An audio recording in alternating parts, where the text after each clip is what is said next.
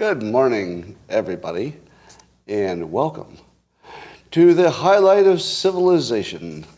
I'm not sure if we're 13.7 billion years old in this universe or what. A little bit of question about that lately. But what I know for sure is that there won't be a finer day in your whole life. Until tomorrow. Tomorrow's looking good. But if you'd like to take it up a notch today, if you'd like to live tomorrow today, well, all you need is time traveling and a beverage. So all you need is a cup or a mug or a glass, a tankard, chalice or stein, a canteen, jug or flask, a vessel of any kind. Fill it with your favorite liquid. I like coffee.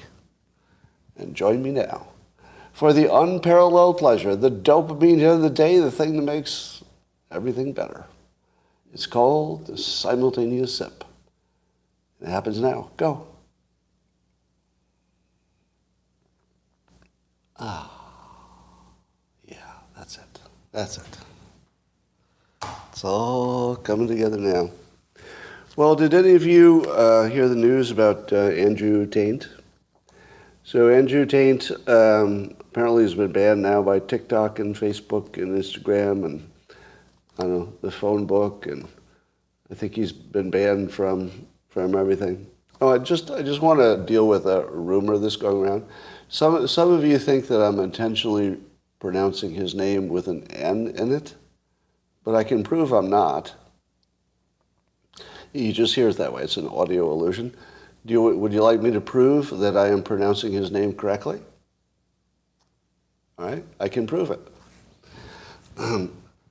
Alexa, who is Andrew Tate?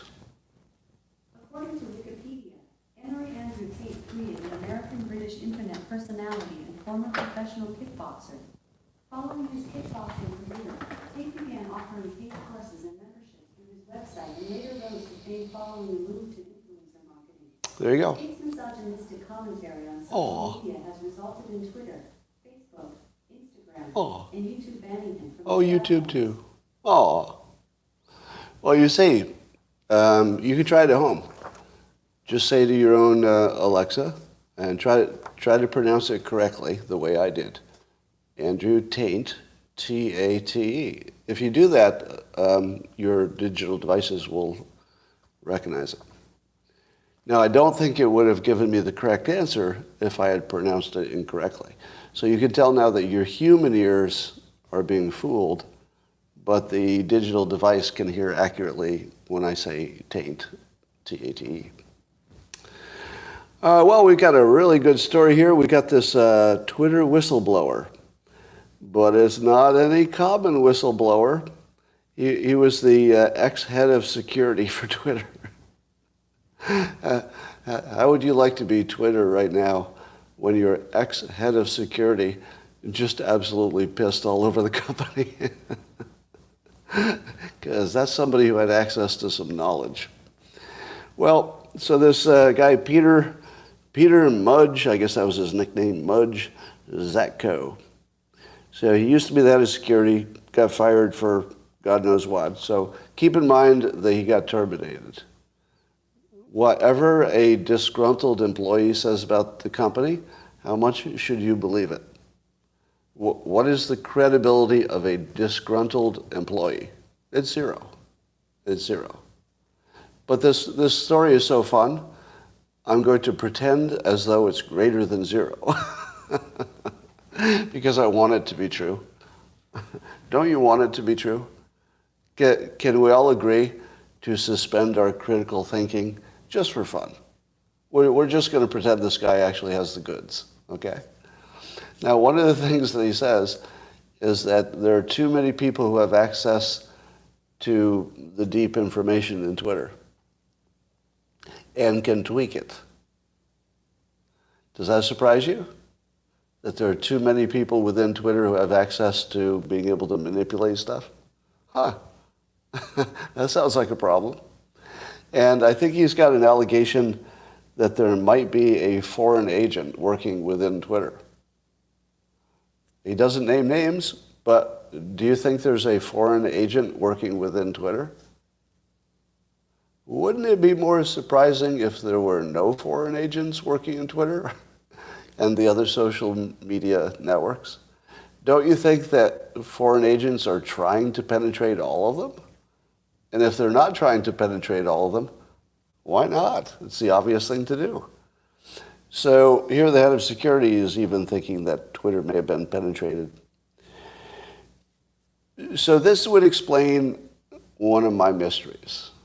One of my mysteries about Twitter is I couldn't reconcile Jack Dorsey's involvement with what seemed apparently some kind of banning or shadow banning for conservatives. Now, it could have been that it was just a subjective experience and there wasn't really any banning going on at all. I'm actually open to that possibility. Because it could be just an illusion. If you think you're being banned, you see it everywhere, but it's just the way the algorithm works.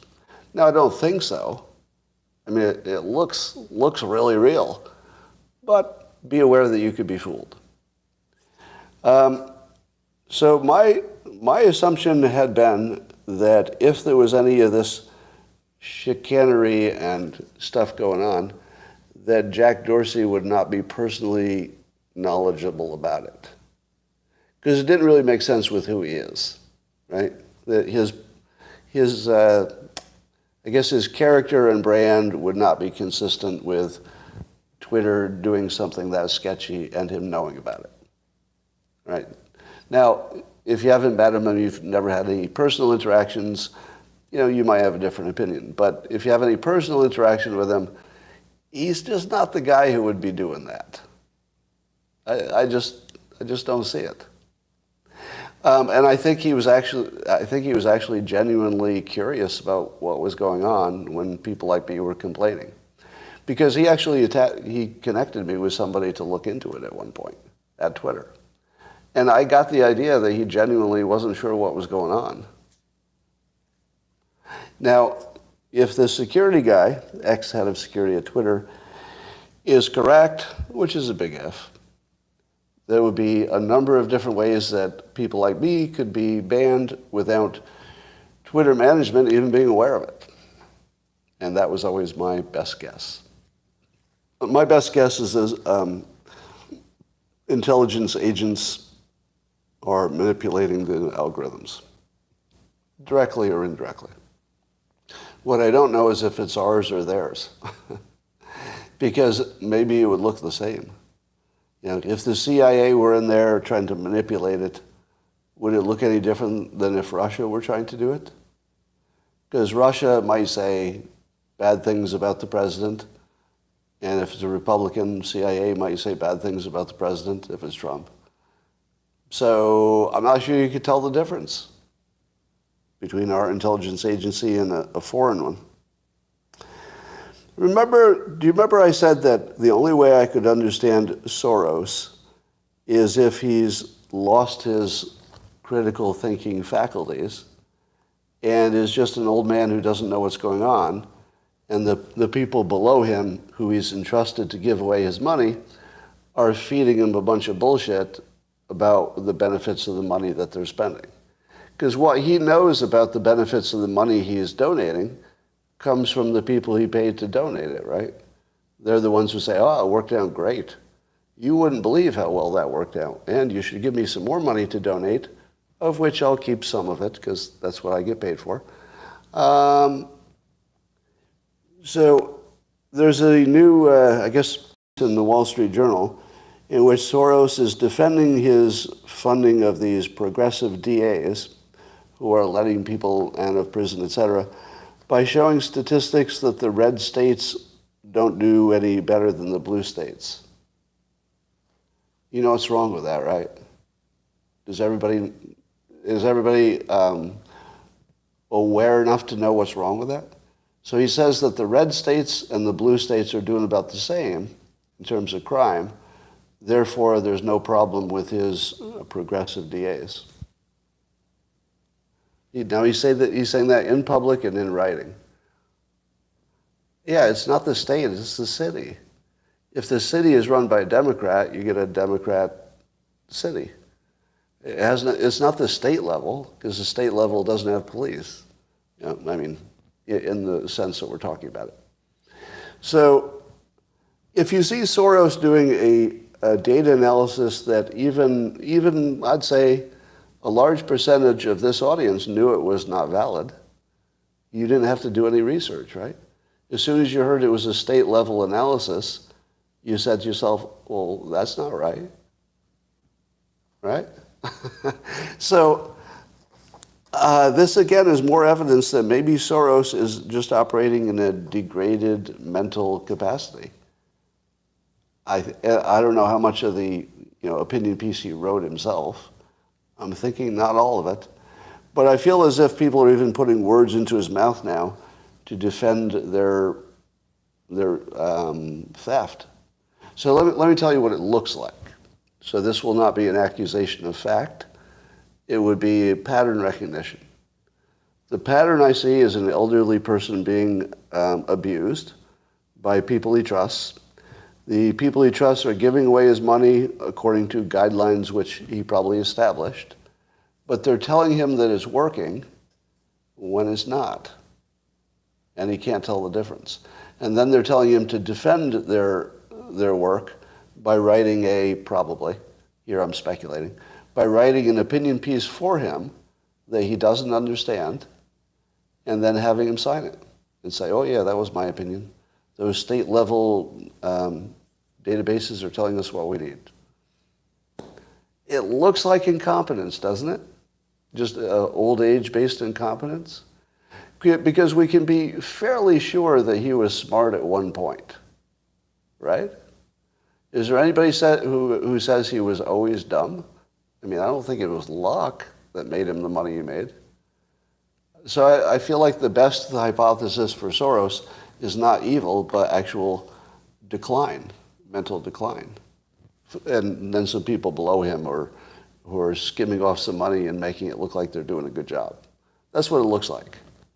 So if I had to put a large bet on it, I'd say, my bet's on mental incompetence. That's what I think. All right, but I could be wrong. California is having an abortion referendum, and it looks like 2/3 of Californians are in favor of it, or in favor of some kind of abortion being legal. So it looks like that'll pass. Made me wonder how many states are going to pass abortion laws. And is it around a quarter or a third of the states are against abortion rights? It's about that, right? It's about 25%. So in this case, I don't think that 25%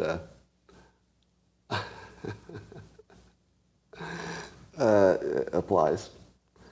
But what do you think about the theory that the states are going to sort it out and everybody's going to get what they want eventually?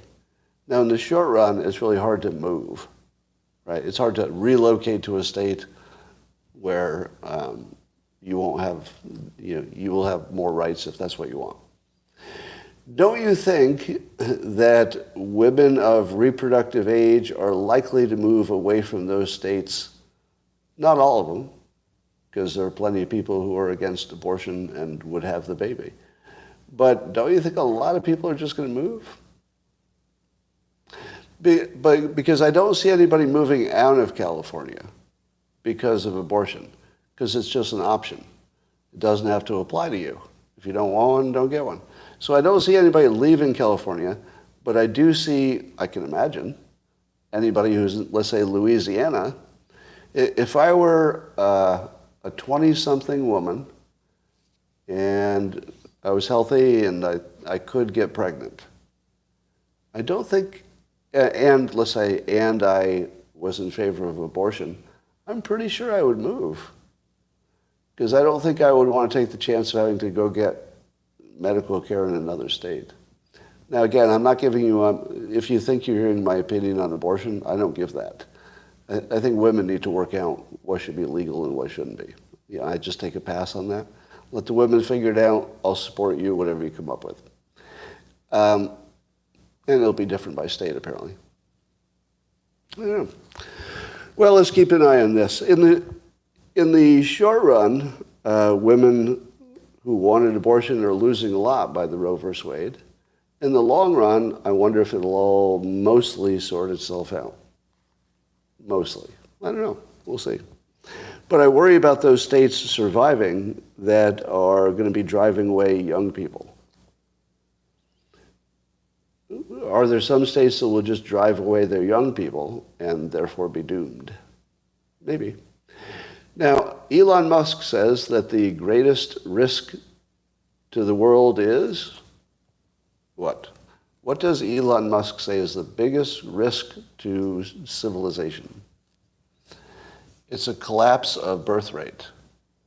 Apparently, the United States has been below replacement for decades, but we don't notice it because of immigration. But here's what I wonder. Let's say it's true that civilized countries all dip below the replacement rate. In other words, every two people who get married are not creating 2 extra kids or more. They're creating fewer than 2. And eventually your economy will collapse because then you end up with a bunch of old people and not enough young people working. So China's got a big problem there. What do you think will happen with America? The only thing that will save America, it's not the only thing, but the thing that's obvious would be immigration.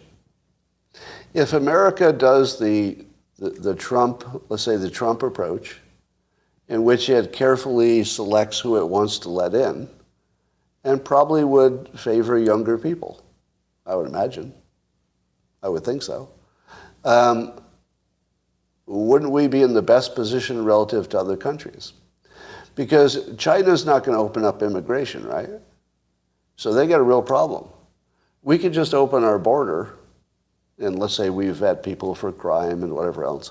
But if we just opened our borders, not just southern borders, but open our borders to, let's say any country that's got a good education system, and we can just let people in, don't we win?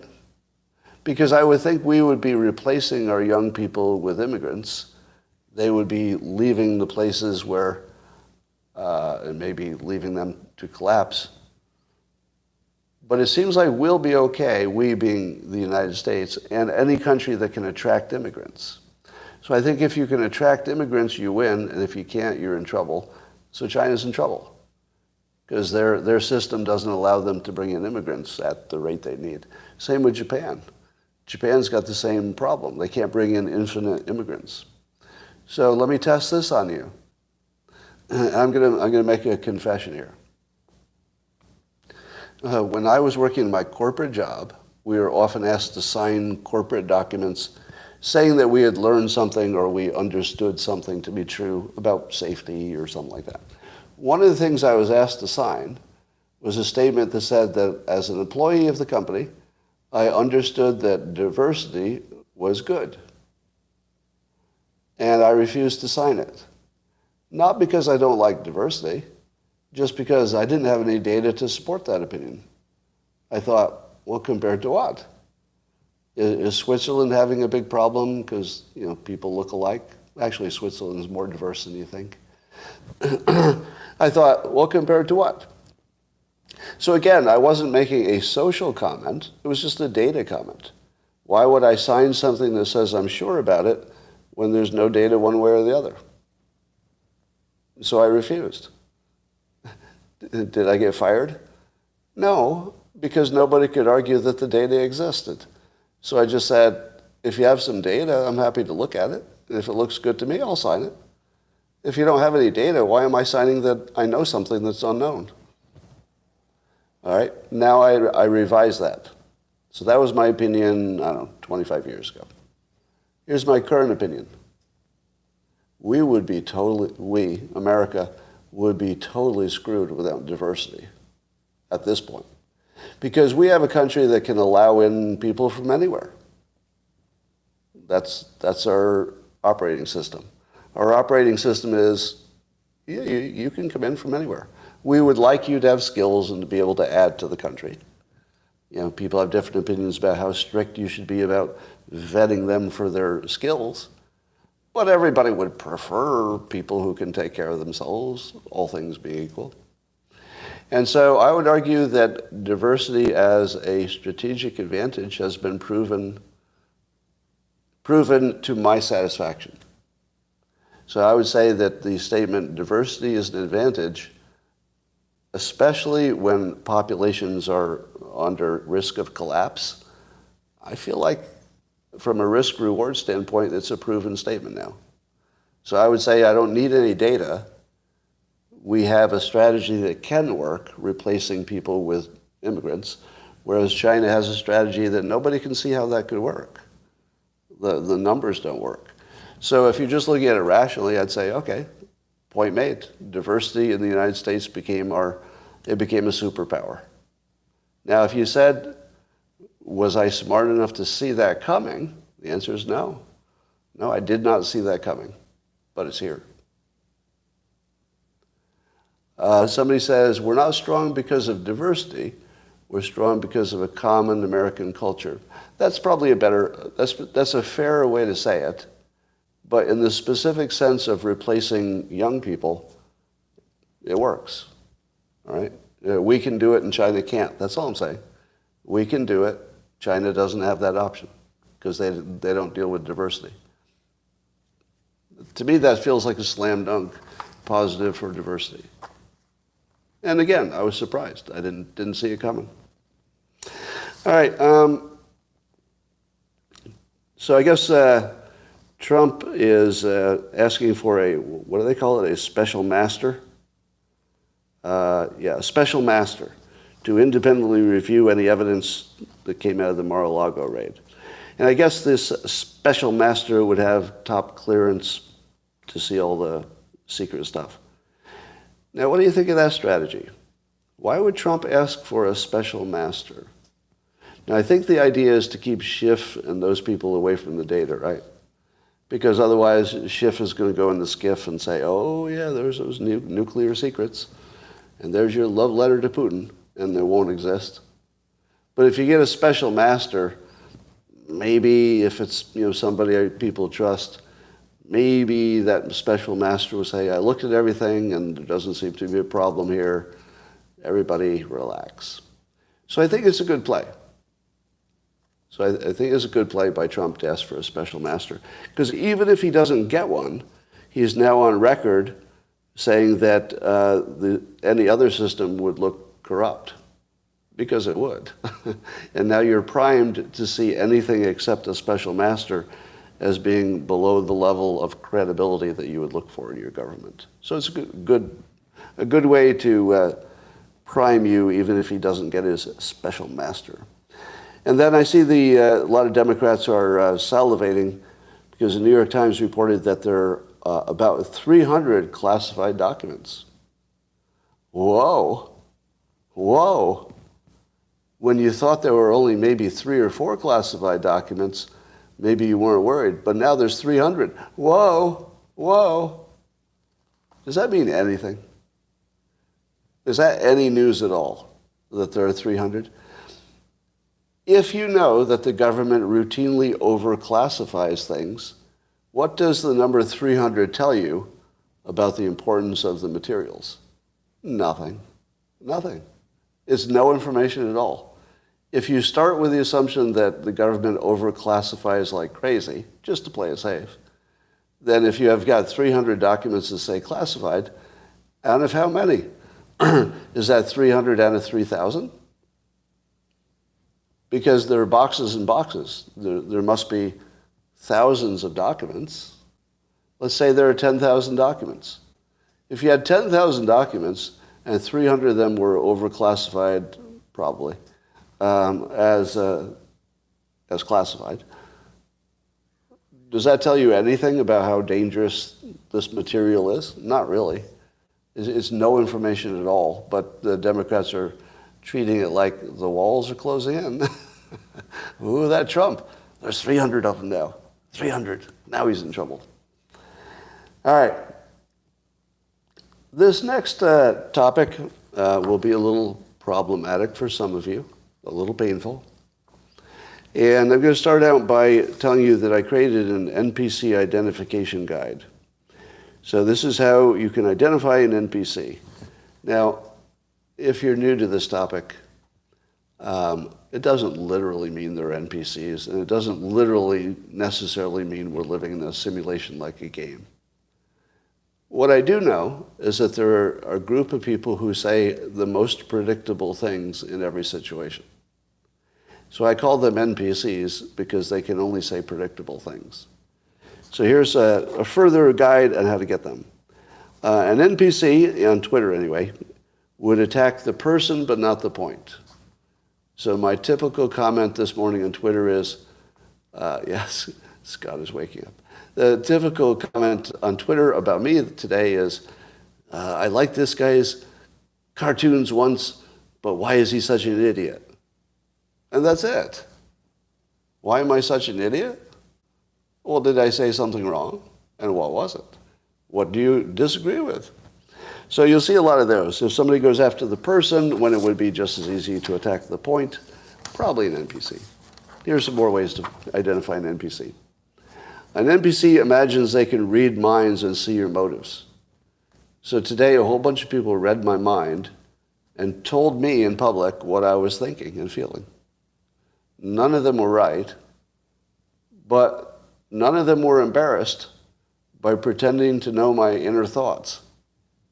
That wasn't embarrassing to them. Those are NPCs.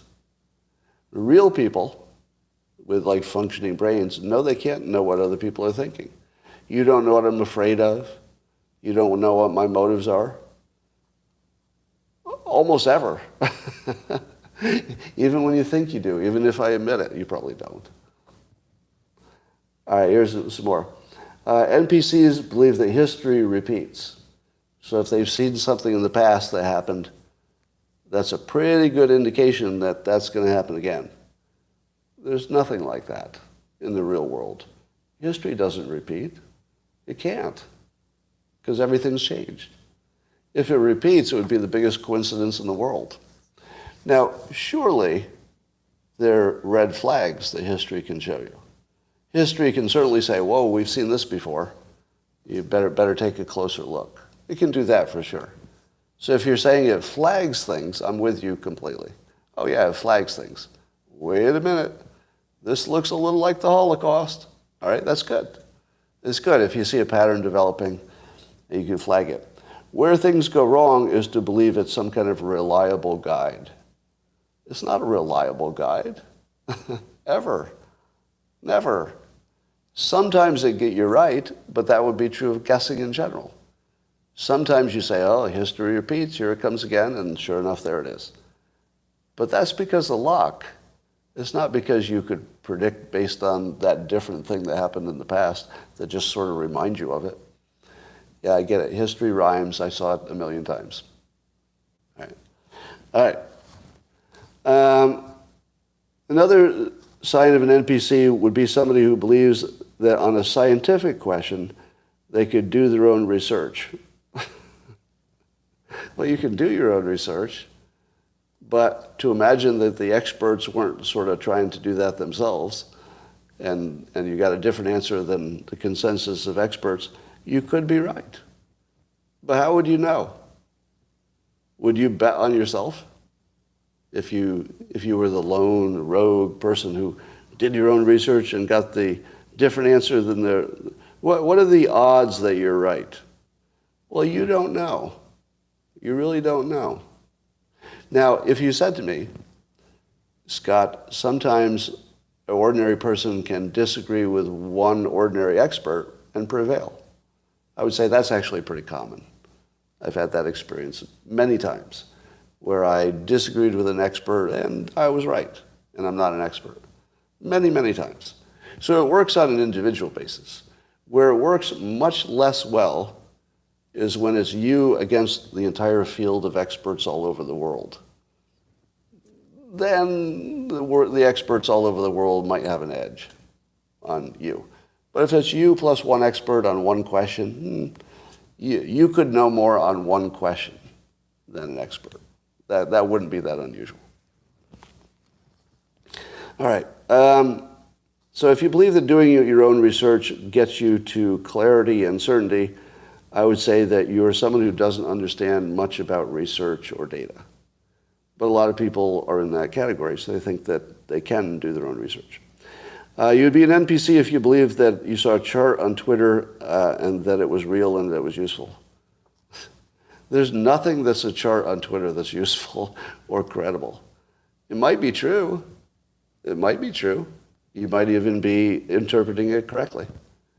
But you don't know. You just don't know.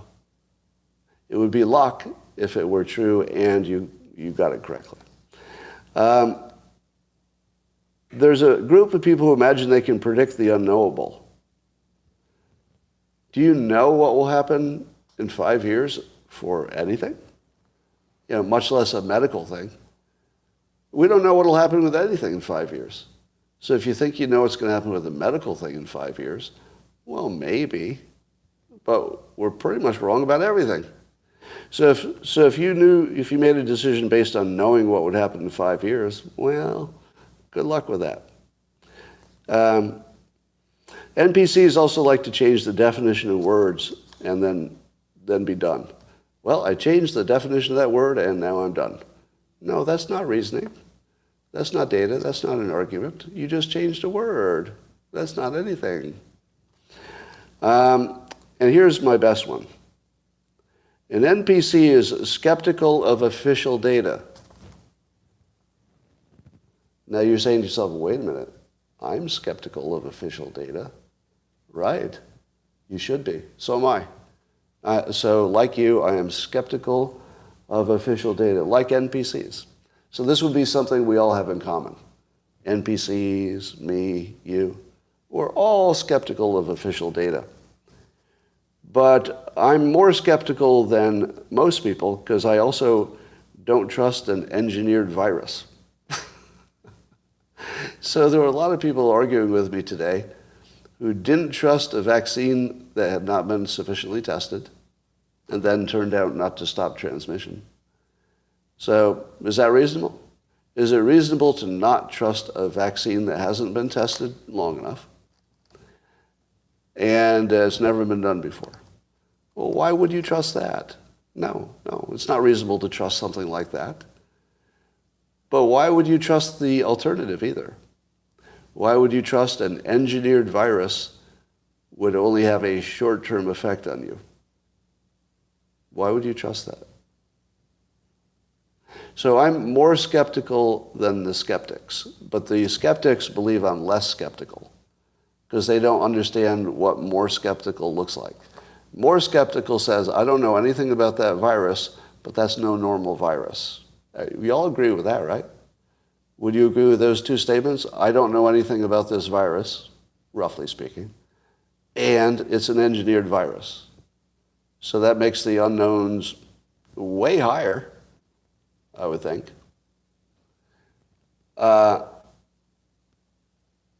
It's from a bat, somebody says. It's from a bat.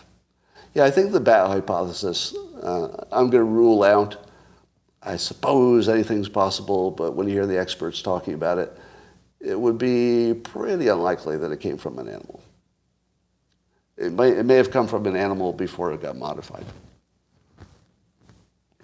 Anyway, so those are the NPC identifiers. And then the biggest difference between what I thought about the pandemic and what other people thought is that I included all of the risks. The people who disagree with me generally just ignore one of the biggest risks. Could be a different one. But there's nobody, I don't believe there's anybody who's looked at all the risks, I mean just the categories, I'm not even talking about a deep dive, who disagrees with me. I think everybody who is skeptical of both the virus and the vaccination ends up where I did. All right. Our health system can take care of most illnesses versus 100 years ago. True. Now, most of the people who disagree with me also have a sense that I said something I didn't say. But have I ever mentioned that every time I think I'm just observing the news, I get dragged into it, and then suddenly I'm the story? It's like, no, I just want to talk about the news. I don't want to be the news. So that's the Joe Rogan and Bill Maher problem. They want to talk about the news, and then they become the news.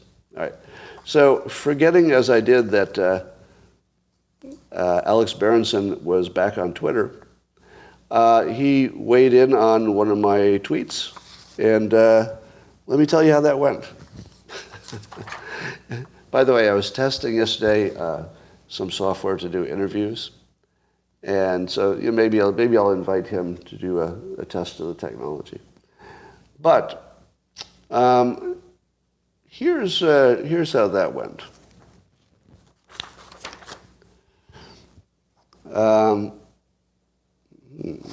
Where am I? Oh, so we're talking about excess deaths after the pandemic. So I tweeted yesterday or the day before, is there any credible reporting on excess deaths? Because I keep seeing these reports that the number of people dying above what was expected might be an indication that the vaccinations are killing people. And then other people say, no, it's the delayed health care, or it's people getting fat, or it's whatever. So the topic is excess deaths. Now, if you were Alex Berenson, what would prove you right all along? If you're Alex Berenson, the thing that would sort of prove that he had been right since the start would be if the excess deaths are high, they're everywhere that the vaccination happened, which he points out that is mostly in places where the mRNA vaccination happened, there are these reported excess deaths. And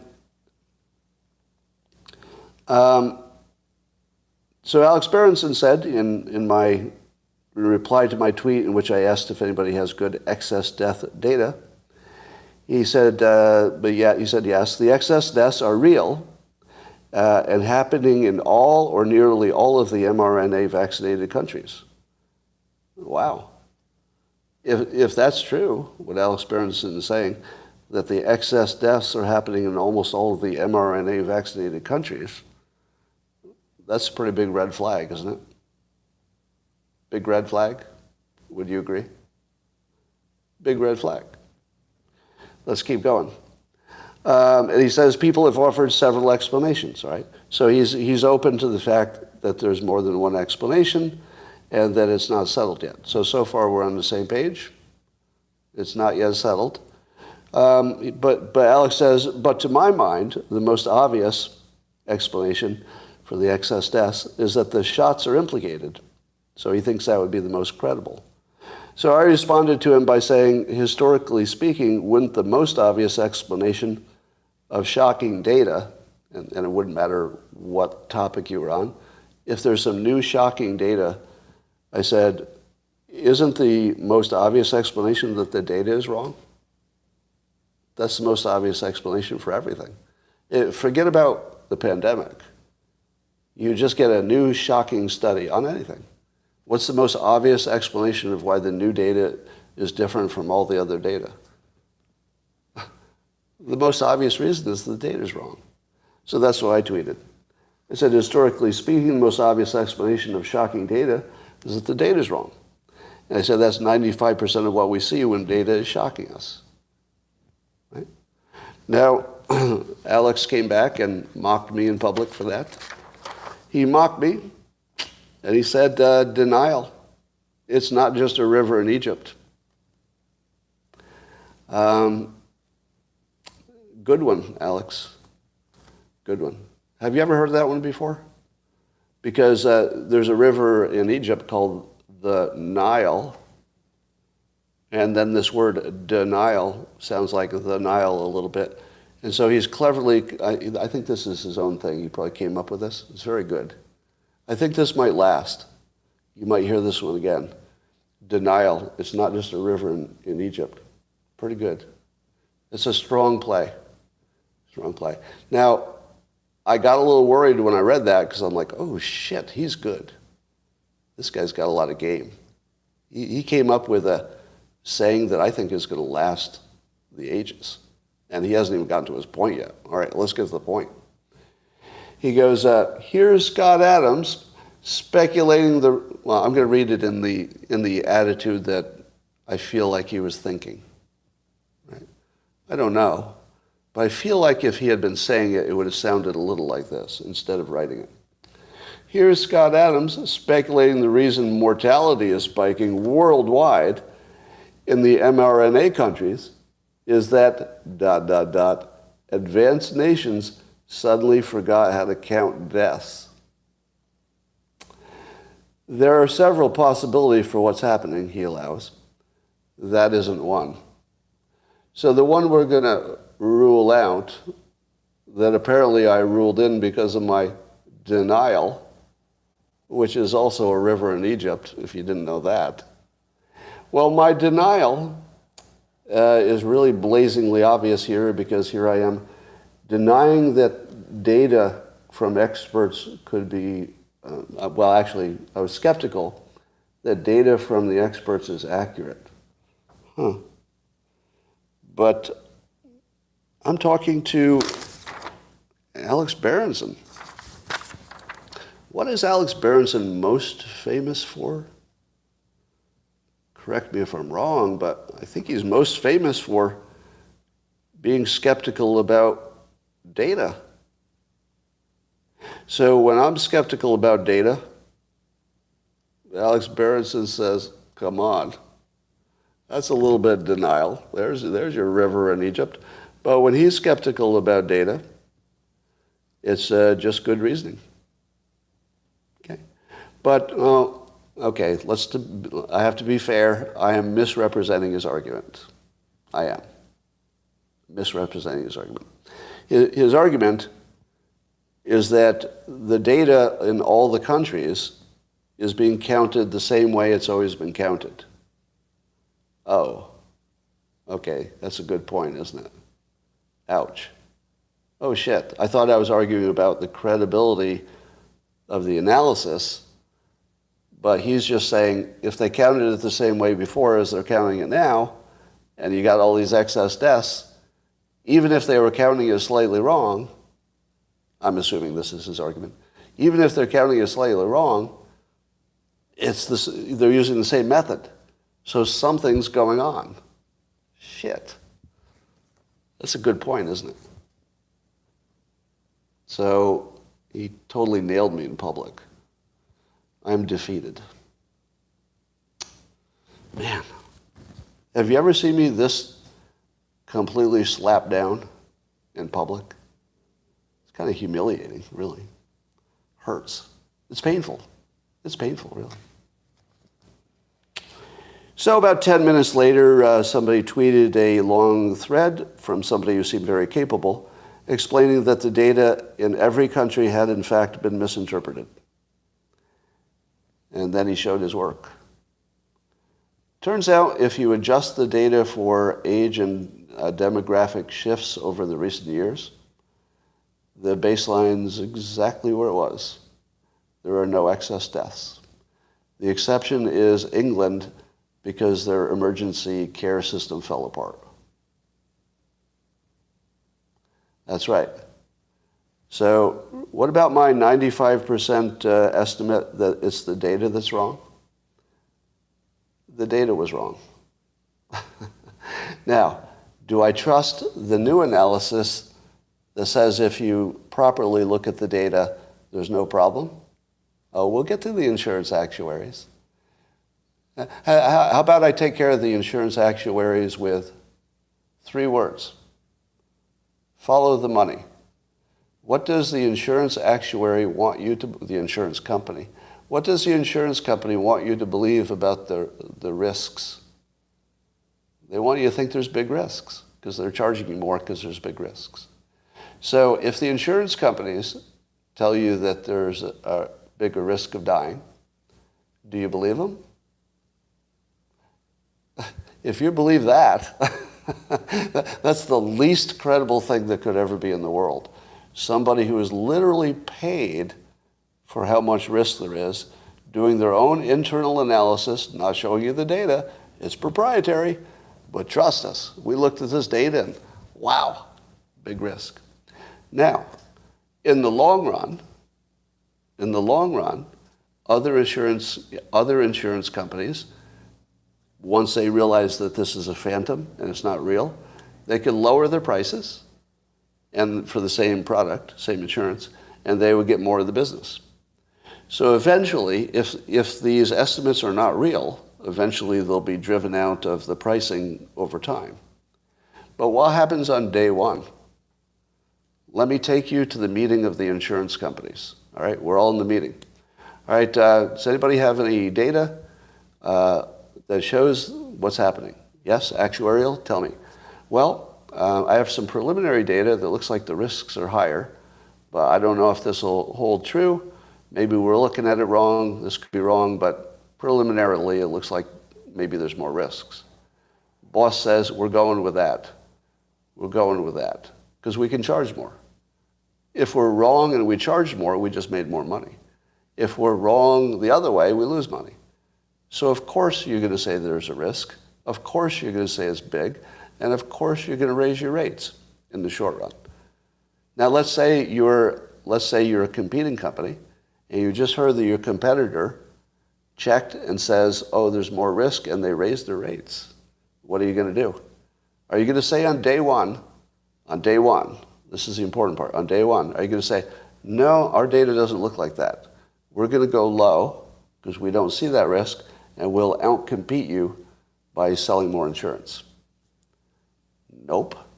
On day one, everybody says, somebody's saying there's more risk. Does it sound credible? Well, if they're saying it, maybe we should take a look at our numbers too until we say it, because we can make more money if we agree with them than if we disagree in the short run. In the long run, clarity will drive the price down if there's reason to drive it down. So, what was that about? Anyway, so the bottom line is that there is one very strong analysis. In my opinion, I can't tell who's right or wrong on these deep dives and experts I've never met and all that. So I don't know who's right, but I will say that there's a strong analysis that sounds pretty solid, that there is no excess mortality. So my 95% estimate that the problem is usually the data probably is going to work out this time as well. Let me tell you where I learned that trick. I used to work in a technology laboratory at the phone company, local phone company. And my job, along with my coworkers, was connecting various pieces of brand new technology to see if it all operated with our network. Because lots of times it'd be like a new phone or something that just didn't work. So we'd be connecting various devices, computers and processors and modems and things together. And when it didn't work, what did you look at first? Well, you looked at the software, the compatibility, you made sure your cables were connected, you rebooted, you did all those things. Do you know what turned out to be the problem usually? Actually, most, let's say the plurality, the greatest number of problems. Do you know what it was? Bad cables. Not the wrong cable, but a physical cable that has no moving parts would just stop working and it would never work again. I never figured out why. Yeah, so even plugging and unplugging didn't make any difference in this context. And I never figured out why. But the only thing I do know is that the thing that my brain said should be the least likely problem was the most likely problem. But my brain could never understand why that was the most likely problem. And it took a long time to check the cable first. But by the time I'd had enough experience, I would check the cable first. And I was happy that I did that because the number of times that was a problem was amazing. Yeah, they're metal wires that, I understand their stress. But logically, you don't think that you've manipulated them enough. And some of them were new and didn't work. I mean, I had brand new cables that didn't work. So your common sense of what is likely to be true is not very reliable. And so I say, Alex Berenson's point that all of the industrialized countries can't all be bad at counting their dead. Logically, that sounds pretty good, doesn't it? That they can't all be bad at counting their dead. But that's not exactly what's the problem. The problem is not that they counted them. It's the people who analyzed that count after the fact forgot to adjust for demographics and age. If you don't do that, it doesn't matter if the data is correct. You're going to get the wrong answer either way. So, do you think I should ask Alex Berenson to come on and talk to him? Because I feel like the conversation would go this way. I feel like it'd be a waste of time, and here's why. If I bring him on, he'll say the blah, blah, blah study shows I'm right. And then what am I going to do? Where's the interview go from there? There's a new study, and it shows I'm right about everything. That's the end of the conversation. I haven't seen the study. And if I saw it, I wouldn't know if it were true. So I don't think there's any place to go with that conversation. Is there?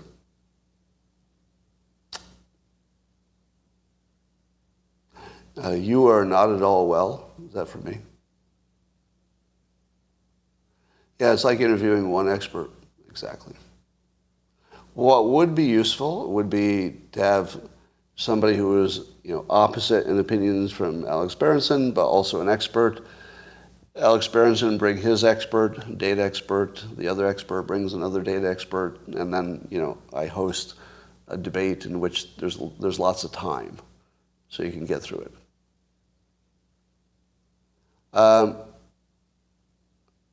Why would you trust a potential study but not data? Right. So it all could be wrong. Look into euthanasia numbers. Well, again, there's no difference in the excess deaths. So there's nothing to look into beyond that. Dropping the Stalin level facts, what about that? She's quite the MILF.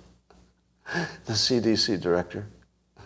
Does anybody else have a crush on the CDC director? Walensky?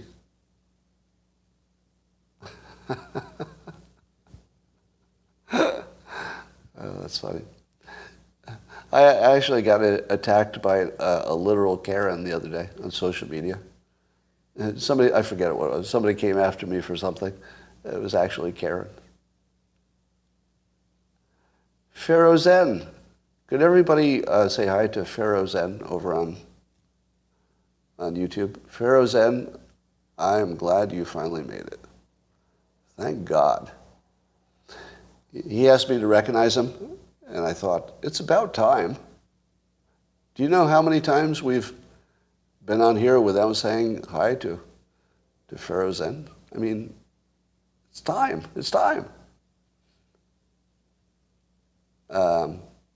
Would I want to get LASIK eye surgery? I've looked into it. I'm not a candidate. My eye structure doesn't work for that. But I would otherwise. Who should you trust?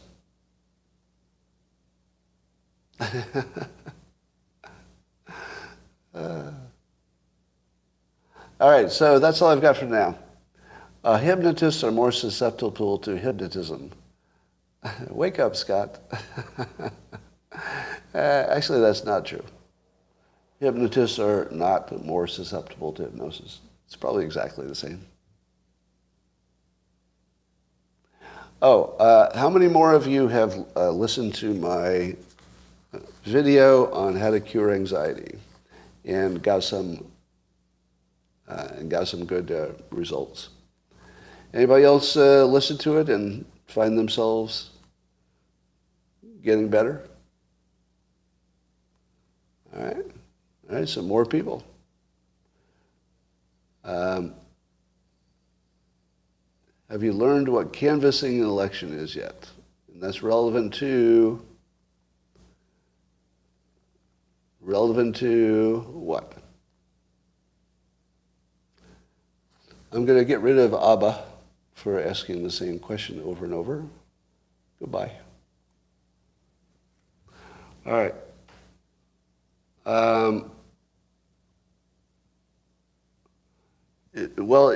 It's video 791. Is that what it is? It's video note 791. But if you want to see the excerpt that's relevant, the one about anxiety, you want to see that on my Twitter feed, and it's the pinned tweet. So go to my Twitter feed. It's the top one today. All right. Have I tried Delta 8? What the hell is that? Oh, yeah, Elon Musk has subpoenaed Jack Dorsey. And the other thing that the Twitter whistleblower said is that Twitter doesn't have any mechanism for knowing how many bots they have. They don't have the resources to know that. That's going to be interesting.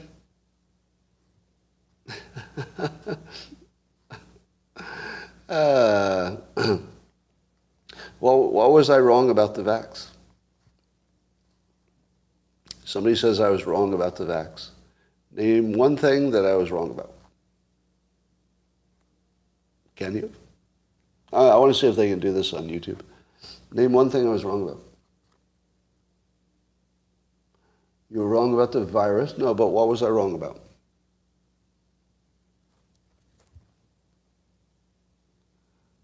Let's see. You took it? No, but what was I wrong about? Yeah, nothing. No, wasn't wrong about masks.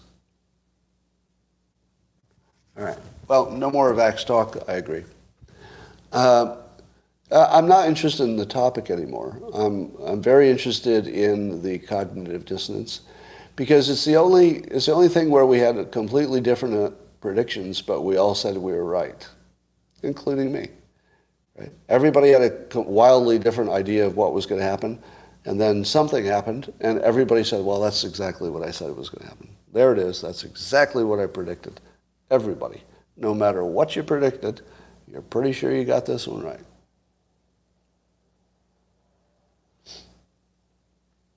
Apply your actuarial meeting example to Twitter bot estimates. Yeah, it's going to be the same thing.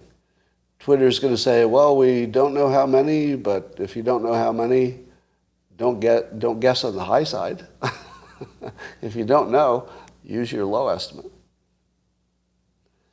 Your husband loves me?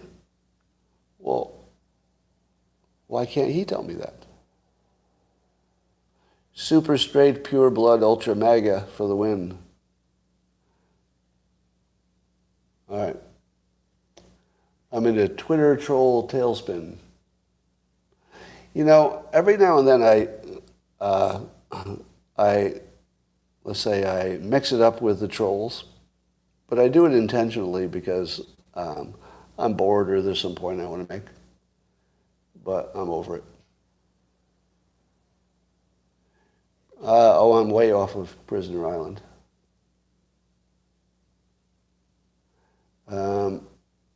The Pope of Dope is back. All right. I don't have anything else to say. So instead of just babbling, I'm going to end it here. And I will talk to you tomorrow when the news will be exciting again. I guarantee it.